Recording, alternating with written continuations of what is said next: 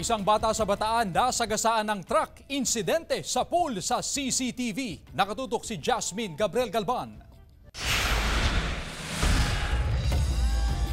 Sa pool sa CCTV ang aksidenteng pagbundol ng truck sa isang batang babae sa barangay New San Jose, Dinalupihan, Bataan noong Biyernes. Sa video, makikita ang bata na palabas na ng kanilang eskwelahan nang bigla umanong tumakbo. Hinabol pa rin ng barangay tanod pero hindi niya naabutan. Bigla pong tumawid. Nag-hesitant na pero tumawid po. Sa hindi inaasahang pangyayari, nasagasaan po. Nagulungan po yung isang paa niya. Dinala sa ospital ang bata at nasa maayos ng kalagayan. Pagmamayari ng LGU ang truck, nagkaregluhan na rin ang dalawang panig. Ang magulang lagi pong nakaantabay po sa kanila para po maiwasan natin yung mga hindi inaasahang aksidente na katulad nito. Pinaigting pa ng PNP ang pagmamando sa mga school zone para sa kaligtasan ng mga mag-aaral.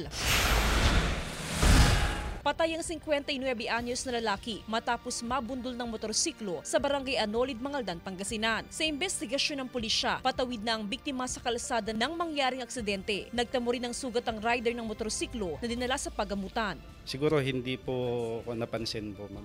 Kasi medyo madilim po siguro doon sa lugar na yun. Tumanggi na magbigay ng pahayag ang mga kaanak ng biktima. Jasmine Gabriel Galban, One North Central Luzon.